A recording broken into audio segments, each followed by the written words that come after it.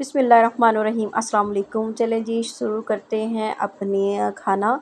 तो सबसे पहले मैंने हस्बे ज़ौत कुकिंग ऑयल लिया है, उसमें मैंने 1 चम्मच सफ़ेद ज़ीरा डाला है। सफ़ेद ज़ीरा जो है वो थोड़ा सा ट्रांसपेरेंट हो जाए तो फिर उसके अंदर हम एक मीडियम साइज़ का प्याज कट करके डाल देंगे। आधा किलो मैंने शिमला मिर्च ली हैं, आधा किलो मैंने आलू लिए हैं और इनको थोड़ा सा हम प्याज को ट्रांसपेरेंट होने देंगे। फिर उसमें मैंने डाला है अदरक लहसुन का पेस्ट और थोड़ा सा मिक्स करेंगे, इसका कच्चापन दूर होगा तो फिर इसमें हम डालेंगे जी आलू।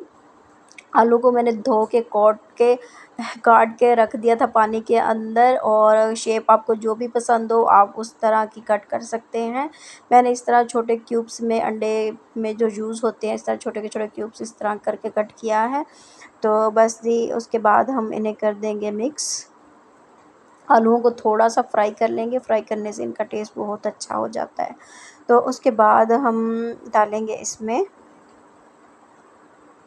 टमाटर। टमाटर जो है वो मैंने बड़े साइज़ के 2 बड़े टमाटर लिए हैं और उनको बिल्कुल फ़ाइन आपने कट कर लेना है।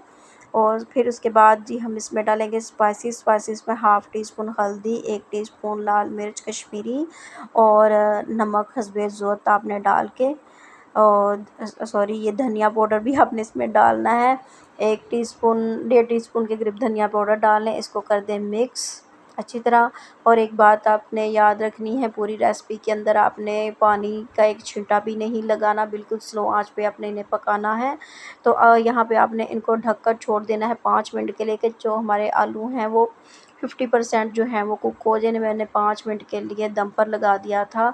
और यहाँ पे आप इन्हें मिक्स कर लें। पानी का छींटा नहीं लगाना आपने, बिल्कुल पानी इसमें यूज़ नहीं करना, स्लो आंच पे आपने इसे पकाना है। 50% हमारे जो आलू हैं वो कुक हो चुके हैं। तो बस यहाँ पे थोड़ी देर के लिए इन्हें भूनेंगे, चेक कर लेंगे अच्छी तरह कि गल गए हैं, किस कंडीशन पर हैं। हाफ़ जो है वो ये कुक हो चुके हैं। उसके बाद जी यहाँ पे मैंने इसमें आधा किलो शिमला डाली है, आधा किलो मैंने आलू लिए हैं, आधा किलो इसके अंदर शिमला डाली है। और शेप जो भी आपको पसंद हो वो आप इस तरह कट कर सकते हैं। इस तरह वैसे अच्छी लगती है खूबसूरत, बट आपको जो भी पसंद हो उस तरह कट कर लें, मिक्स कर लें और अच्छी तरह इसे मिक्स कर लें, 2 मिनट के लिए कुक कर लें। और फिर उसके बाद जी आप इन्हें ढक कर 10 से 12 मिनट के लिए छोड़ दें। बिल्कुल स्लो आंच पे आपने इन्हें कुक करना है।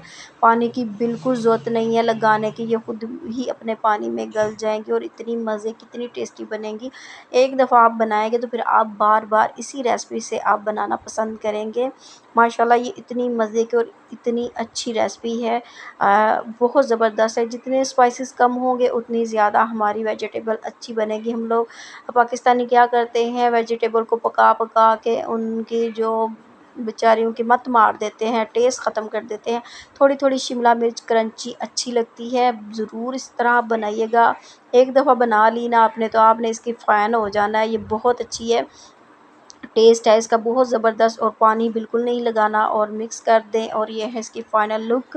लास्ट में मैंने थोड़ी-सी अदरक डाल दी, आपका धनिया वगैरह हरी मिर्चें डालना चाहें तो आप डाल सकते हैं। ये है इसकी फ़ाइनल लुक। ज़रूर बनाइएगा और अपनी दुआओं में याद रखिएगा। अल्लाह हाफ़िज़।